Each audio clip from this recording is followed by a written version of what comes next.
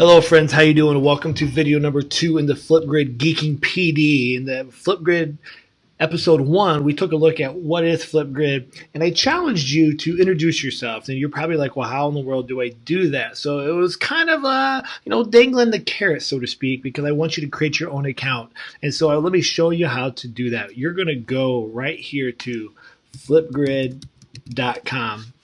And when you do that, it's going to take you to this page here that you see behind me. And what you're going to do, there's this nice big blue button right here called Educator Sign Up. And when you click on it, you've got two options, assuming you have one of these two things. You either sign up with your Microsoft account if you're an Office 365 user, or you can sign up with Google. And so you're going to pick one of those. I already have an account, so I'm not going to create it, but you sign up with Google, for example. You're going to pick your email, all right, and then it's just going to take you away. The same thing with the Microsoft. You click on that, it's going to ask for the email. You're going to then type that in, and away you go. All right, once you do that and you already have your account created, all right, it's going to take you here. So I'm going to go back to the Flipgrid because in the future, you're going to need to log in as well. So once you have your account, you're going to go here to the Educator Login. Now this screen here is going to be the same as what you just did if you just registered for an account. So I'm going to go ahead and just get in with my account here. Once I am in, all right, it's going to take you to your education dashboard. And we know that we're in there. One, obviously by the look, it'll show you all your grids. But two, you can see up here that it now shows you the admin.flipgrid.com. Now, what you're going to do here is you're in your dash. So I can go up here to my name, I can go here to my profile, and you can customize that, add your names and your pictures and all your account information that you want to do. That's up to you. All right, but what I want to do here in this video is not get too carried away. I just want to get you making your first grid. So once you are in and you have your account, all right, you're going to go right here to this awesome red, magenta, pink, fuchsia button called Add New Grid. All right, you're going to click that. And when you go to do that, you're going to put your name. So if I'm a classroom teacher, okay, I could call it Mauer period 3. Okay, I could call it Mauer. You know, my wife has one, just algebra, so they know that it's there. And then you've got 3 different grid types that you can choose from.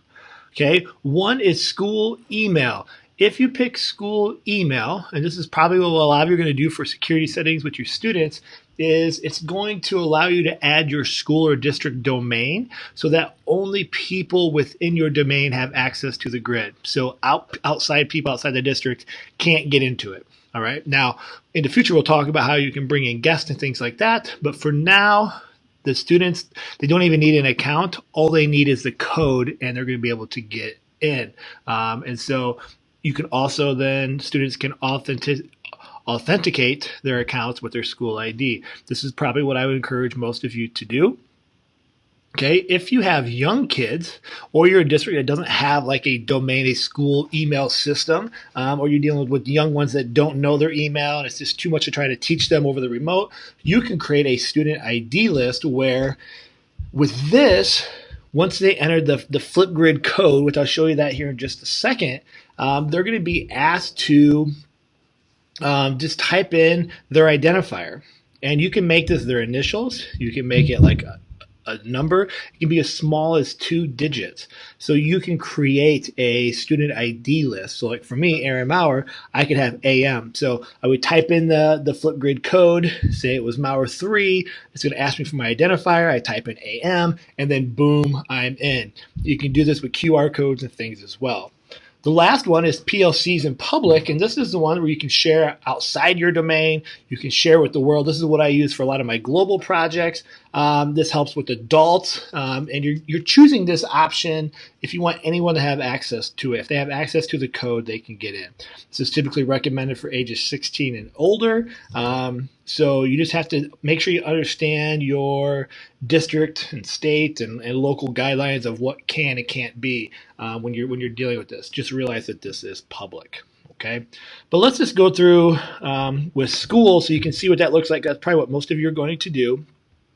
All right, so I'm going to change this. I'm going to malware computer science. All right. Now my Flipgrid code. This is the code right here. It's a link, but this little after the front slash is the code itself. So I could call this whatever I want. I can make this customizable. Okay, so I could call it Coffee One, whatever it is, and that's what the kids are going to enter to be able to access your Flipgrid. All right, so I don't want to waste a good name on here. Okay, so I'm just going to go ahead and have it generate a random one here. Okay, and I'm going to go to next.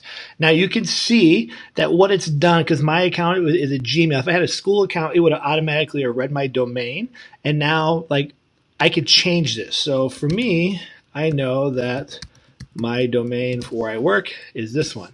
So you add the domain that you want the school's email or the student's email addresses to be connected with. If their email doesn't have that domain, doesn't have this part, they can't access the account. Okay, so I do that, then I'm going to go to next here. Okay, now it tells me my grid is ready. Now I had them create a random code. That's what this thing is right here. Okay, so I can do a couple things from this screen. I can copy this, and it's going to copy this whole hyperlink. So I could paste that into an email, a newsletter, my Google Classroom, my Teams, whatever it might be. I have that for the students to access. This gives me an embed code if I want to put it like into a website.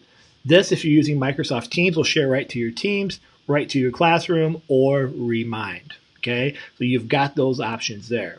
What we want to do now is just go to your grid. So here it is. This is the grid. Here's the name of it. I could go in here now. You can see that it gives me an automatic beginner topic now. So here's my grid for all my computer science courses. Here is my first topic. And so if I want to have something beyond the say hello, this is just introductory one, I could do that. Okay, I would just go to add new topic and I would post that, which we'll talk about that here more in the next video. But I am good to go at this point. So what I could do now is this code right here. Okay, I'm going to go ahead and just copy this. And I'm going to be able to see what a student could see as a student. Okay, so I'm going to go ahead and I'm going to log in. And this is what the student would see. Here's the title of it. Here's my backdrop. And they're going to see this grid right here to say hello. And as a student, I just hit this plus and I can start to record. All right. And it's that simple. Students can access this. There's an app. There's all these types of things.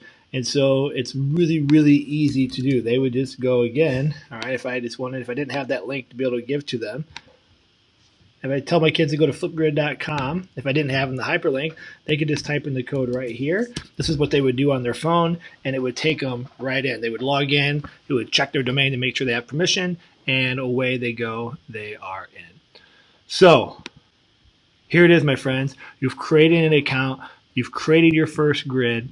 Here's what I want you to do. In my grid, I'm going to give you 2 links below this video. Number 1, I want you to introduce yourself. Number 2, do that air guitar, okay? And number 3, create a grid for your class that you could use. Make it one, give a good name for it, kind of tweak around with it, and then, let us know how it goes, what questions you have. In the next video, we're going to talk about how to create topics and go through all the different settings that kind of come along with creating separate topics. But I want you to explore that now a little bit so you have at least some background knowledge when we dive in. All right, my friends, as always, stay awesome. Peace.